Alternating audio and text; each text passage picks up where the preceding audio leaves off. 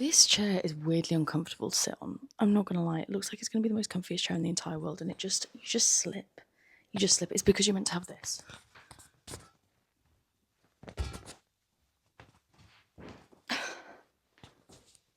This is lovely. This is really nice. I'm really a fan. I've really upgraded this situation. Right, guys. Hello and welcome to this week's episode of the podcast. My name is Bella and we are here for another week, which is very exciting because what a week it's been. What a week it has been. I had no idea how busy this week was going to be when I first set out last week, but let's see, where did we leave off? When did I agree? I've recorded this week's podcast quite late to the party, I think. It was meant to be out at 9 a.m. this morning. It's currently 10:30, but guys, I've had a busy Halloween, okay? And I needed to sleep. So let's go through the week. We've had Halloween. We've done it. We've done the big one, and I feel like it was everything I wanted and more. The outfit, 10 out of 10. I didn't know what I was going to go as on last Sunday night. It was still all to play for, and we still had no clue, and we ended up going for Mia and, I don't know the guy's name from Pulp Fiction, John Travolta. We ended up going as those two because I just felt like it was like an easy outfit that I kind of had everything for, because this is my issue with feeling like we have to create costumes for Halloween, is that I end up buying loads of things that I'm never going to wear before, ever again.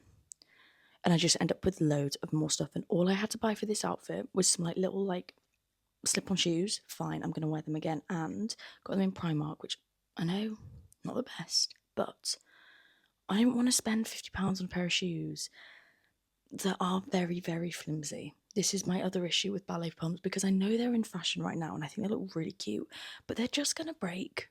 They're just going to break. This is my thoughts. They are just going to break. Like, I remember wearing them to school. They did not last very long. I remember begging my mum to wear them, and she was always like, no, they're not very good. They won't last very long. And everyone else was wearing them. And I always remember being so jealous. So jealous of the ballet pump girls. But anyway, finally got my own. They will not last. And so got them in Primark. They were meant to be £12. Got them for £4. And so I think that's an excellent purchase. I think that could be a lot worse than what it could have actually been, because the ones on ASOS were like £15-30, and I just felt like you're all going to have been made in the same place. Like, I'm not spending enough for them to be good quality, so these will do. And they did, and they were great, and no regrets. So I got those. Got a wig that was only £10, and so all I spent was £14 on my costume.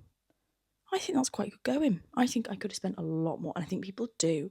Some people's outfits were great, and it's really made me think about what I want to go as for next year. I think Hannah Montana. But I like to do a little duo moment with Louis, and I just don't know who he could go as from Hannah Montana. Unless he went as Billy Ray Cyrus, which would be weird, but also quite funny of an outfit. Oh, I don't know. The thought of him in a mullet is really going to be funny, and I just think that will never, ever, ever happen. But anyway, last week I had a nice week, but I feel like I didn't do much. I went out for dinner at Rudy's on Wednesday. On Thursday, I basically ate out all of last week, I'm now realising. My budgeting's not going very well. My issue with money is that I never let my budget not let me do things that I don't want to do. So then really, am I on a budget, or is it just a fake budget? Because at the moment it's a fake budget. It's a purely fake budget, because we went out for dinner on Wednesday at Rudy's with work friends. Lovely. So nice to do things outside of work with the people that you work with. And I also think it's really important, because you start to see each other. Like, obviously you see each other as people, but I feel like in the workplace it can be really easy just to kind of lose that like humaniness, you know? It's just nice to be with each other in like a non-corporate environment. So that was really lovely. And I had the triple pepperoni with the Ricchito peppers. Ugh, I love a Ricchito pepper. I'm saying that wrong and I know that. I'm recognising that, but I love them. Had that, and then we went to... Oh no, then I just came home. Next night, date night, which was when I was meant to record the podcast, but that did not go to plan. And so we ended up... We won on Thursday, on like the weekend, we won this like mini golf thing at the Chase. So much fun. It was like the most advanced mini golf I have ever played in my life. You had to scan your putter and it would like light up. You had like your little photo. You could win points as you went round. Like, it was all electric. so much more advanced than the mini golf in Scarborough. Loved it. I lost by 3,000 points. 3,000 points. And that's not going to go very well with me, because at the moment we're in this bit of like Monopoly deal situation where I have lost every single game. Every game. And Louis has won every single game. And even though I've been like stealing his properties and stuff, he's just really, he gets it. And I don't get it. And I forget what we're trying to do. And so I really thought mini golf could be my moment. And it wasn't. And I'm just going to have to live with that. I'm just going to have to live with that. And that's fine. That's fine. It's fine. It's fine. But we ended up on, after that, we went out for dinner and we went to, I'm just going to put my iPad there. We went to this Szechuan restaurant in Chinatown. The most delicious food. I think it was called Noodles Bay. I'm going to put a picture of it here on the YouTube video. The most delicious food we had. Louis had the beef and bamboo beef. Like, it was like a noodle soup. It's like the one that they recommend having. I don't love beef. I just don't love it. This was delicious. Like, even I liked it, and I don't like beef, and so I feel like that's saying something. Like, the flavours, it just felt very the one that I wanted had sold out, because I'm so good at picking, you see. I just knew that would be a good one. And so the one that I had, I did the classic error of, you know, when you take something out of a dish and then it arrives, then you realise that was needed to be in the dish. It's because it was like a beef and tofu soup, because I wanted a spicy one. And I took the beef out and I just felt like it should have kept the beef in. I should have just gone for something else. I feel like it's very rogue to take out one of the two ingredients in a noodle soup. You know, bad idea. Bad idea. And then, this is my other toxic trait. When I order something at a restaurant and there's toppings I can add, like in Vietnam when we were ordering the noodle soups, I could just add whatever I wanted to go on top. I go a bit mental. I put way too much on. I do not think about a flavour combo. I do not think that they have seasoned this to perfection. I just think I need everything and more. I added way too much of everything in. It was quite an overpowering soup that I ended up having, all by my own fault. Nothing to do with them. And it was still delicious. Still delicious. I added too much of everything else. And then we had this barbecue tofu, which was like soft tofu, and it wasn't fried. And it was like a dry seasoning barbecue. Like, it wasn't sticky barbecue. So nice. I can't explain how delicious. Like, really, 10 out of 10 great. And I think that's all we had. And then we ended up coming back here and chilling and watched, can't remember. Anyway, and it was a lovely dinner. And then on Friday night was a big one, because you know how I said I wasn't going to be going out for quite a while? I think that was a lie. That was a lie, because on Friday night it's Halloween, and we were thinking, like, I think we came back from a holiday and we just had a bit of self-loathing. We were thinking, you know what, we need to have a moment away from drinking. We just need to have a bit of a cleanse your body, cleanse your soul, feel on top of life again, just have a good moment, you know? Anyway, Friday's Halloween. Everyone else is going out for Halloween. We've already seen them all on the nights out, on the Saturday, Sunday, the weekend before, on the Thursday of Halloween, and now I'm like, we should also go out. And so we ended up going to the loft. So much fun. So much fun. And it meant I got to wear my Halloween costume. And our costumes looked great. I'm not going to lie, it was great. People got us to do the dance. 10 out of 10. As costumes go, you should go as Mia. It was really easy and really fun and really comfy. I was comfy the entire time. The night itself was such a good night. Like, you know, you just have a night out and you're just like, that was great. Like, that was great. There was no drama. There was no awkwardness, like nothing. It was just a really good night. And so would recommend a go. And I think the thing that made it so good is that they also had a chill room, which meant that whenever, because this is sometimes, right, my issue with clubbing is I get a little bit bored of the music sometimes, and I know that's an issue to admit out loud, but sometimes I just want to mix it up a bit. I want to go downstairs and chat, and I want to go downstairs and like just have a breather, and then go upstairs and dance, and then come downstairs and like have a chat. Like, you know, in a house party where we all end up in like different areas of the house. I love that, and it's always really fun because you can have different types of nights going, and you can just do whatever you want to do, and it doesn't feel quite so like you have to keep going like a marathon. Like, sometimes you'll be at a rave and you'll be like, oh my god, there's like maybe not everyone else is like this, but I'm like, there's so many hours. There's so many hours to feel like, what if I get bored? And I think this is probably an ADHD thing. Like, probably everyone else doesn't think about this. But it was just really nice to have the different rooms and to have the different areas, and I really enjoyed it. Came back, my Uber was £17. Let's not discuss that. £17. So yesterday, as you can imagine, was a bit of a write-off. We left the club at 4 a.m. Okay? It was a bit of a write-off. I still managed to wake up, though, at 9, because whenever I drink, I just can't sleep in. Whenever I drink, there's zero possibility that I'm going to be able to have a good night's sleep that night. Like, no, it's just awful.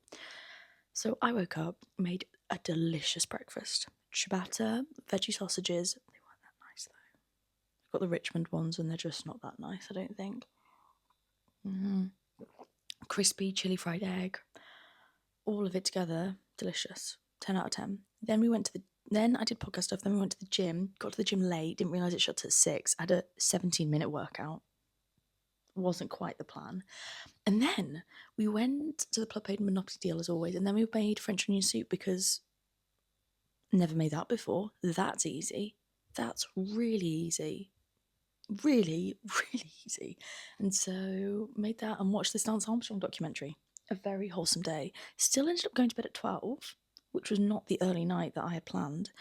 But then woke up today at 10 and I feel refreshed and excited for today because I'm going to go to the gym.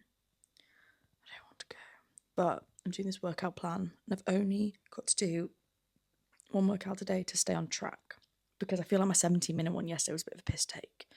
And I kind of feel like I should go today because I feel like it'll make me feel more alive.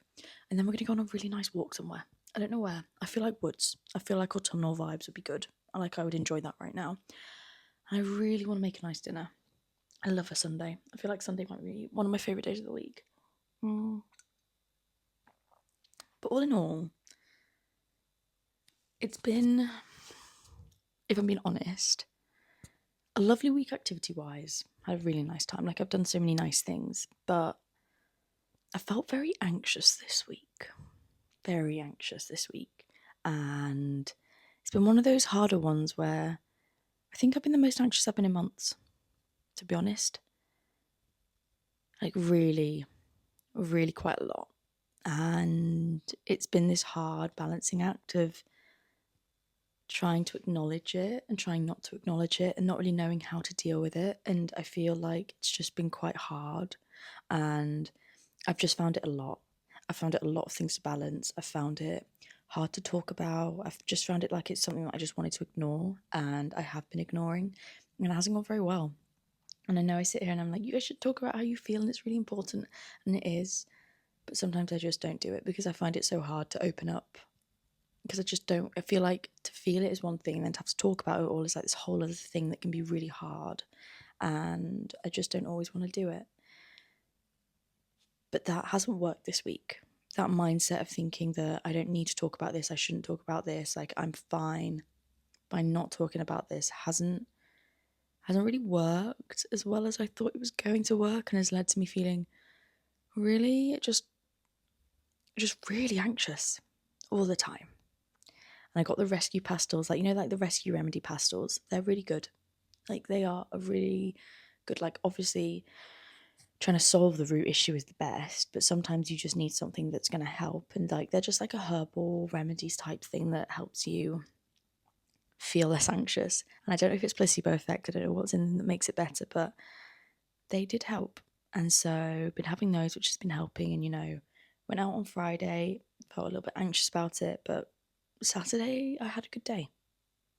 And today I feel like I'm going to have a good day. And I'm wondering if that fight or flight response is like slowly ebbing away. Whether I'm slowly starting to feel a little bit less anxious. Whether I'm starting to feel like, things are on track. I can do this. Things are okay. Like, just taking a deep breath. We're all good. And it's been hard. But we're here now. And we got through it. And I've been listening to a lot of Elton's John, I'm Still Standing. Like, that is a motivational song. That song, when I'm having a bad day, 10 out of 10. Because sometimes I realise I listen to sad music when I'm having a bad day. Adding adding flames to the fire. That is like, those like things you have for a fire to make it burn more. That's what that does for me. And I need to stop doing it.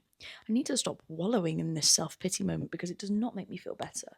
Because I'm all here for a wallow. We all need to wallow sometimes, but sometimes you just need to think, changing the track.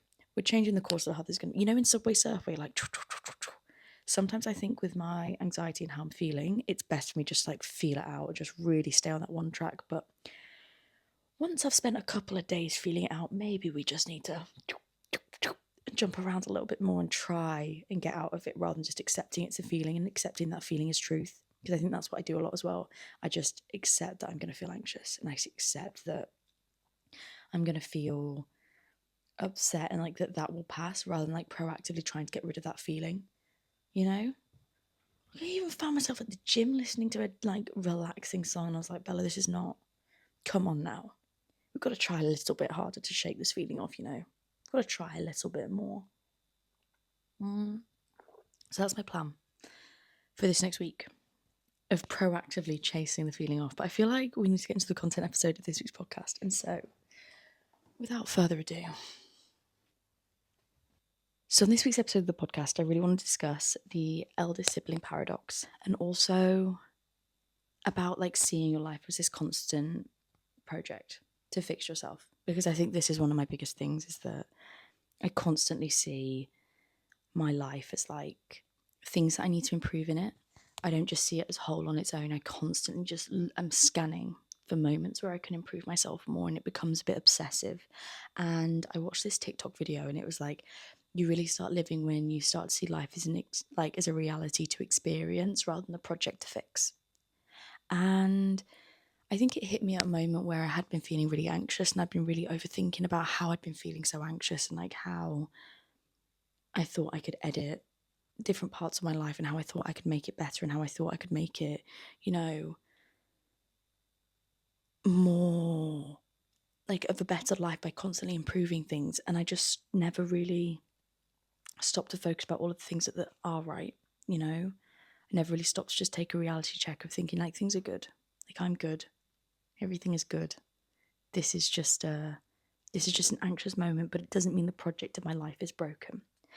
And I think in being like this constant personality type, which I have to be productive, I have to fix things. I have to always feel like I'm doing enough, kind of like to prove my self-worth. Like for me, having that need to be productive and having that need to make everything better and having that need to constantly fix things, like it makes me feel better about myself when I'm doing those things. And I don't really know who I am without doing those things. Like even yesterday when I was hungover, I literally had to do so many things. I planned out a month's worth of the podcast. I had to tidy the flat. I had to go to the gym. I had to do all of these things because I cannot just allow myself to have a day of doing nothing.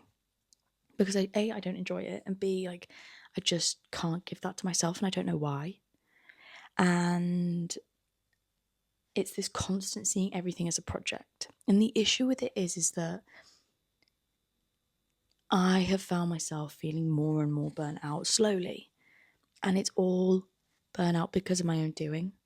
And I think you're going to have moments in life where you're burnt out because you have to do so many things, but hopefully they're few and far between.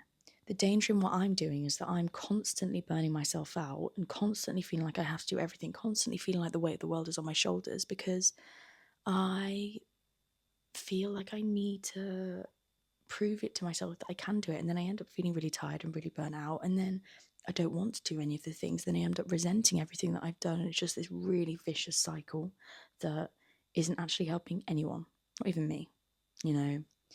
The things I think I should be doing, the things I think I want to be doing are so often just things I think will make me feel better for doing it, but aren't actually things that I want to do.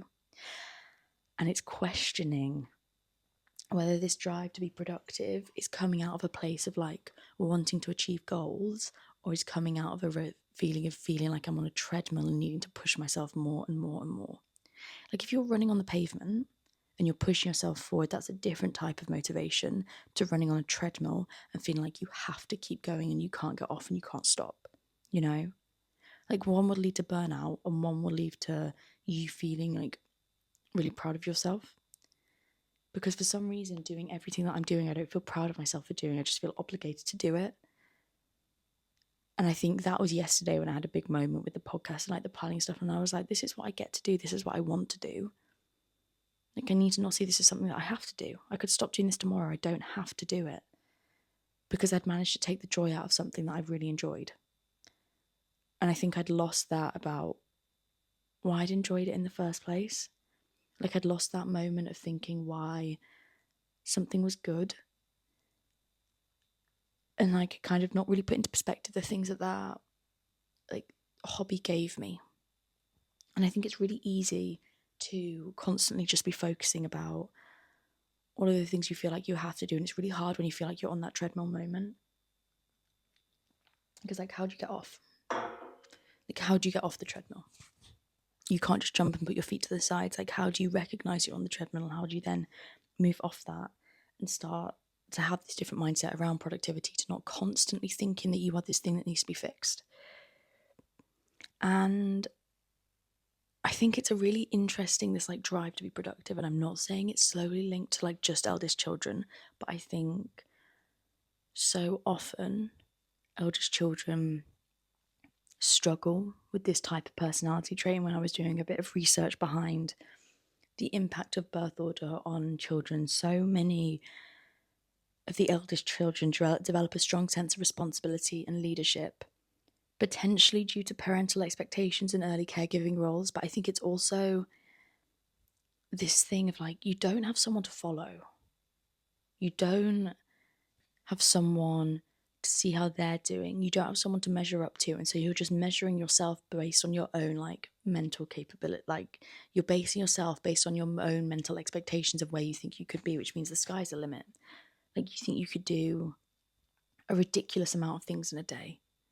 You know, you think that you can do everything, and you put so much pressure on yourself to do everything because that's all that you've ever kind of known. And I think this lack of really having anyone else to go through everything with, this lack of like not realizing that you're all, this inability to compare yourself to your other siblings because you are the first one. Like, I think you want to set like such a good expectation for yourself. You want to push yourself forward. You want to try as hard as you can. This feeling that a lot of eldest siblings have is a kind of interesting universal societal expectation, because like, you're the first one to go through everything. Like, I'm the eldest grandkid, like eldest of the eldest. And it's not, I think, uncommon for eldest children to feel this way, because I think you are the first one going through everything. And so you're the first one with all of the expectation. And it's not that the other siblings don't have that expectation, but it's like, you're the first one with it all. And so it's kind of all on your shoulders. And I think, I wonder if like, as parents have children, like the expectation kind of changes, because you put everything onto this first one and then they achieve certain things. You're like, oh, actually, like my expectations on that didn't change anything. Because I think we forget as parents, like, you're going through it for the first time as well. You actually don't know what you're doing. And I think this was a big moment for me of realizing when I became an adult, like, oh my God, my brain hasn't changed. Like, I remember being a kid and looking at my mum and dad and thinking, like, your brain must be different to mine. Like, something must have changed. Something must be different in the way that you're thinking and acting. Like, something clicks, you know, up there. When you reach a certain age, something clicks. And then reaching that age and realizing that nothing clicked, and kind of finally seeing your parents as this human person who is still trying it out for the first time. No matter their age, they're still living that day for the first day. Like, they've also never done this before. And I think being that firstborn, whether people try to or not, I think there is a lot of pressure to succeed on the firstborn child. And I think this like kind of unanimous eldest daughter experience that we see so often on TikTok and just, you know, Reels, Instagram, I think having these social media platforms where people share more like snippets of their life have made that like so many universal experiences that we have, we've all been able to share more and kind of discuss more and talk about more. And so many people have related to the eldest daughter feeling that need of responsibility, feeling that need to look after people, feeling that need to like, when I wake up and the flat's messy, I feel like it's my responsibility to tidy it. Like, that falls on my shoulders. And I think that relates to my constant need to like fix things, and that anxiety when things aren't right. Like I've noticed when I feel anxious, I project it onto things that I can control, and I'll get really obsessive about cleaning the flat, or I'll get really obsessive about certain jobs that I can do that will make me feel like I have control over a situation, even though I might not have actually have control over that situation. And this feeling of anxiety and this needing to be high achieving and very productive and feeling like you're pushing yourself forward lends itself so much to imposter syndrome, because again, that drive isn't coming from that really wanting to do well from yourself. It's like this pressure that you feel like you have to do well. You're running on a treadmill, you're not running out on the road. And I think that's really how I would describe it, like this constant rat race of like being on the hamster wheel and going. It's not because you want to all the time. It's just because you don't really know what else to do.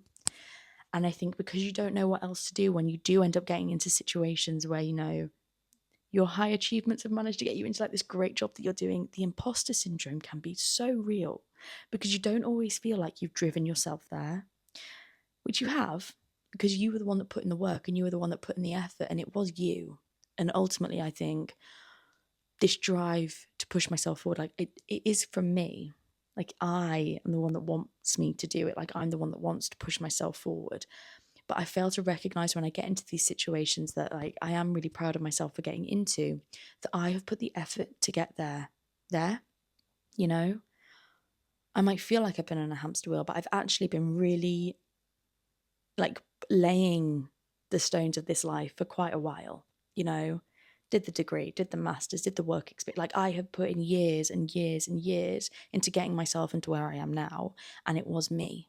And so even though it felt like I was being motivated by this need to be really, really productive and all the time, like it felt like that was what was driving me, deep down there is that like driving myself too. And I think it's recognizing that you can have both, you know? Being the eldest daughter or eldest sibling might mean that you have more of an intense pressure on yourself to want to do well, and it can be nothing to do with your parents. It can be nothing to do with your parents. I think so much of my need to succeed and pressure and want to do well has come from myself, has come from feeling validated when I did things that, like academic validation, like achieving things academically meant that I felt validated in who I was, and it meant that it drove me to be more like those things because it gave me a kind of sense of who I was. And I think this is another tricky thing of validating yourself through experiences, and that feeling like you're on a treadmill and constantly running towards things is that you think they're going to give you a sense of self. You think you're going to achieve these things and you're going to find out more about who you are, and you do find out more about who you are, but you realize that those things aren't who you are. Achieving my master's, like I'm not just someone with a master's, you know? And I think every time I've set myself out to like achieve these things, I used to put so much pressure on, like by the end goal, I'll know this about myself and like this will be me and I'll have uncovered so much things. But it's that journey of getting to that point. You learn other character traits about yourself and you learn who you are. And it's recognizing that this idea of you being a person, it's not a project that you're going to get to the end of and you're going to think, oh my God, this is great. Like, I know who I am. This is fab. Like, that's it. Tick box sorted. It's not going to work like that. It's not going to work like that. It's this constant evolution, this constant growth. And I think kind of detaching from seeing yourself as this constant evolution and growth and needing to be productive and, you know, detaching from that and just seeing it as, this is my life. Right now I'm experiencing it and living it, and I'm going to uncover more about myself along the way. And there's never going to be an end point where I've learned everything about myself. And this is just a constant kind of like growing is as typical as like just changes in the weather. And it's something to observe, and it's something to learn more about myself. And it's something to like want to develop, but also not rush. Like, I think I have a danger of putting myself into situations where I feel really uncomfortable a lot of the time because I'm like, oh my God, this will supercharge my self-growth. Like, this will be so great, like really, really brilliant. And then I put myself in those situations and it's really overwhelming and I feel very anxious and it kind of upsets the kilter. And sometimes you have to do those things, but not all of the time. And I think this like imposter syndrome and constantly striving to achieve new goals because you think that's going to get rid of the imposter syndrome, like it's not. And it hasn't for me. I just get it in different areas. And I think it's more about really thinking about why that imposter syndrome is there in the first place. Thinking about, why do I have this feeling of inadequacy? Like, why do I feel like I need to achieve things in order to feel better about myself?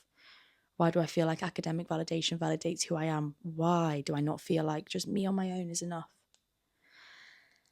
And I think it then leads us on to discuss, like, how do we balance productivity and, living this life where this is our life? And I think it's about having a really strict work-life balance and recognizing the things that work brings into your life, and recognizing when that's not a moment that you need to work, and also recognizing how you can do smart tricks, like take more of a work-life balance in the week. For example, I'll spend more time on the podcast at the weekends because it'll free up my evenings, and I haven't been doing this recently, and I think it's a lot impacted like my anxiety for the week, because every single day I've been editing 2 reels, editing a post. Like, I find myself really investing in the podcast where I feel quite anxious because I just go all in and I'm like, okay, it'll make me feel better, it'll be a distraction, and it never really makes me feel that much better. And so I think setting realistic goals about where you think you want to be by certain points is so important. But it's also, I guess what I want to say is that being the eldest daughter and being the eldest sibling and constantly seeing yourself as a project and constantly seeing yourself as something to improve, this is something that is not going to go away unless you start to actually consciously think about it, and unless you start to think about how you can disassociate yourself from that idea of being a project.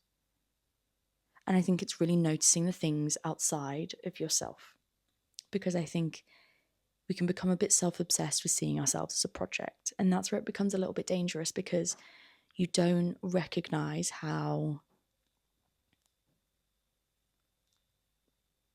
you fit into everything, because you just start thinking about how everything fits into you. You start thinking about how you can onboard all of these skills and how you can grow in that certain way, and you start thinking about how there are so many things outside the world other than just you and your project.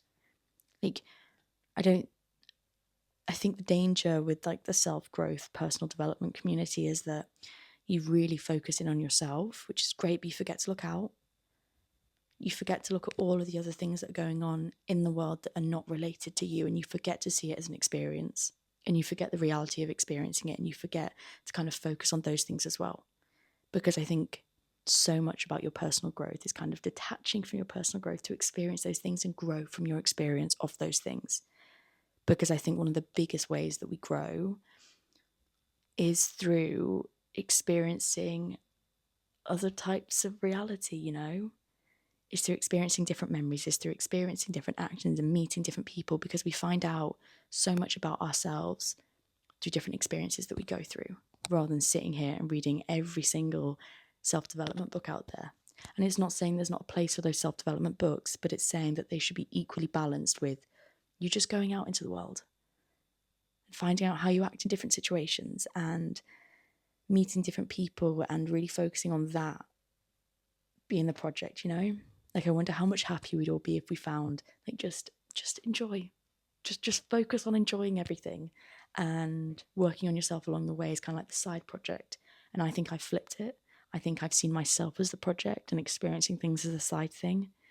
And I think when I feel anxious, that's usually why, because I really zoomed in on myself. And sometimes you just need to zoom out for a little moment. But anyway, on to the question part of this week's podcast. So the first question on this week's podcast is dealing with academic validation. I'm not reading it because I just read it. And I think this podcast links really nicely to this question, because academic validation is something that I've always struggled with. And it's something that I've always searched for. And it's something that I was always like pushed myself to experience, because I kind of felt like the more I did, the more validated I felt. And it would, like, this constant cycle would renew itself. And I think this has been the longest time that I've ever not been in education for, like being at work for the last year. This is the longest period where I've not had that goal to work towards, and it's been hard. And I've noticed that I've started to find myself trying to get validated in different ways, like through the podcast, for example, or forcing myself to like do other things that I think will bring me that validation. But I think this podcast is a really nice episode for that type of question, because it's all about trying to find yourself outside of the things that you do, and trying to experience the world as a reality to be experienced rather than yourself as a project to fix. And I think that is a lot where academic validation comes from, because you think that all of these things that you're doing prove things about yourself, rather than just being an experience to experience, rather than it just being this reality that you're being faced with. And I think that is something that I wish, that mindset I had learned so much more early on in school, because I think I'd have enjoyed the learning experience more. Like, I think I understand why we have to be examined, but it is such a shame because it takes so much of the joy out of learning, and it takes so much of the joy out of these experiences that we're meant to have. And I think this is why sometimes I wish I'd gone to university later, because I'd have gone in with this mindset of it being such an enjoyable experience to just learn as much as I can, rather than seeing it as this thing that I just had to keep pushing through and pushing through and pushing through and getting to the end of the finishing line and just trying to finish, you know? Like, I think coming straight through, like, kind of takes the joy out of learning a little bit. And so I think the biggest way to deal with academic validation is seeing if you can teach yourself ways that you don't find this your priority, you know? That you find the learning your priority, and you realize that you are worth something before and after this grade, that your self-worth doesn't change, and really questioning that mindset in yourself. Okay, next question. Why is this not turning on? How to deal with getting out of a slump. So I feel like this week maybe has been a bit of a slump week for me, and it's been hard. And sometimes I think you just have to feel the feels. Sometimes I feel like you just have to be on Subway Surf and follow down that one track and let yourself just experience what you're experiencing. But sometimes you do need to change the track. And like I said, I needed to change the track this week, and that was something that I did. And I think getting out of the slump is sometimes you just have to push yourself. Sometimes you have to listen to the motivational, cheesy, like fun music that makes you feel happy. You have to do things that you have to almost create like a happiness recipe.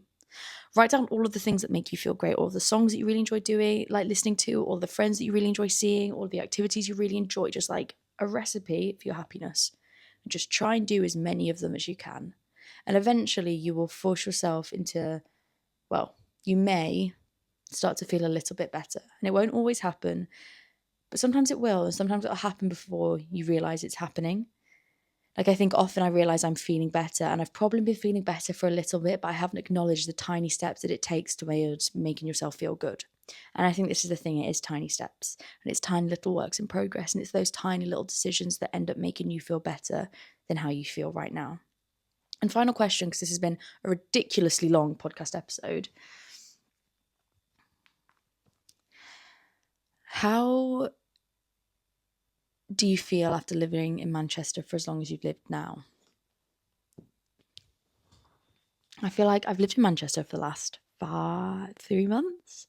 And a lot of people have been asking me this recently, like, do you feel settled into Manchester now? Like, do you feel like Manchester is your home? And it's something I'm going to do a bigger podcast on, about making a new location your home. It's one, like an episode that someone wrote in and asked for, and I thought it's such a good idea. But I think it's about trying to find your home in yourself, and the impact that finding that kind of stability in yourself can make you feel. And I think it's a dangerous line, and I don't want to go too much into this because I've got a full podcast episode planned, but it is starting to feel more and more like home. I feel very comfortable here. I think I do feel less anxious, and I think I was just ready. I don't regret living in London. It was the most incredible 2 years, but I think I was ready. And you're always going to miss things about your past chapter. Like, there's always going to be things that happen that you miss, but I think you need to acknowledge you can't have everything all at the same time. You can't have everything all at once. And so I had to move here in order to be close to my family, in order to be close to my boyfriend, in order to save more money. Like, all of these things had to happen, and I couldn't have it all at once. I had a great time there, and I'm having a great time here. So I do feel like I'm starting to settle in, and I feel like I'm starting to have a routine. And being in Manchester for the last couple of weeks is the longest time that I've actually been solely in Manchester for. And I think I really needed that. I needed that focus. I needed that kind of time to settle in, because I tend to just go a bit here, there, and everywhere, and then wonder why I don't feel settled, and then realise that I haven't spent more than 1 week in the same place, and that is probably why. But onto the new things that I've done this week. First thing, watched Rivals on Disney. Such a good series. I'm really invested. Would definitely recommend. I've really enjoyed it. Next thing I've watched has been, we finished Monsters. I wonder if Monsters was 2 episodes too long.